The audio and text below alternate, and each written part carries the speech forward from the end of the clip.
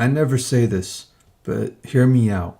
George shoots Lenny. Actually, I'm about to dissect the frog, okay? If you've been to an American public school, guaranteed you've heard this phrase. If you've been to an American public school, guaranteed you've heard this phrase. It's by far the most iconic phrase to ever come out of high school literature. And when you know about it, you'll notice it everywhere and people make memes out of it and stuff like that. I want you to think about that for a second. Like the really, really, truly profound ideas comes from thinking deeply about things that everyone else thinks surface level about and then just moves on. So why? Like, why is that funny? Like, why is it that when I opened up Of Mice and Men to read it in ninth grade, on the inside of the front cover was the words George shoots Lenny? It's like a altruistic troll. It's like the purest form of culture, not even influenced by adults. It's simply just kids wanting the next set of kids to experience the same thing they did. No need to force some tradition or anything. It just happens because people just think it's funny, even if they never see the reactions of kids who get spoiled.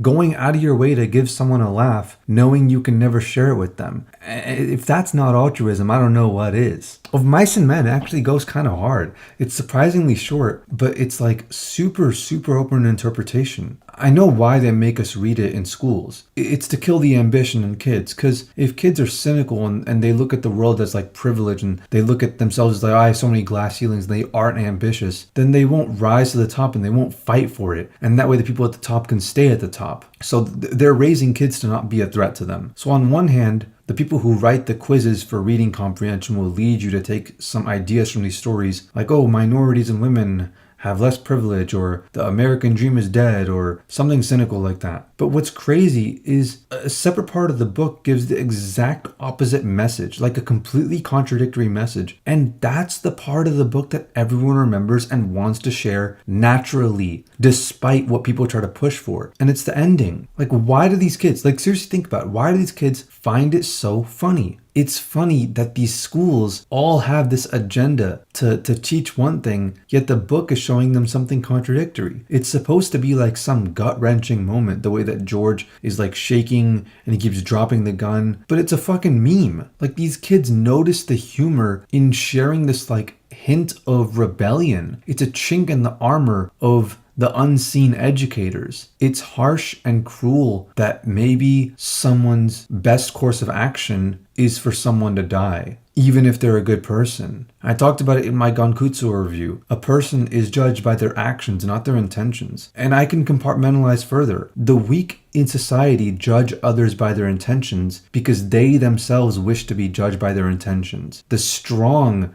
judge each other by their actions because they wish to be judged by their actions. In my Gankutsu review, I talked about how a person's intentions don't correlate to whether or not, they end up in hell. A person's actions is really what matters, and their actions is the product of their intentions as well as their strength to make those intentions manifest. But in fact, I'm about to take this into a real masculine message here, like a real stoic message. Strength by itself, without any intention, with default neutral, not positive, not negative intention, just strength by itself is already a positive by default and makes you a better person. Because when you have strength, you take on responsibility and you judge others on their actions because you yourself can be judged on your actions. So you don't see it as unfair. And by judging people on their actions, you end up being a more positive force for good in the world. So straight up,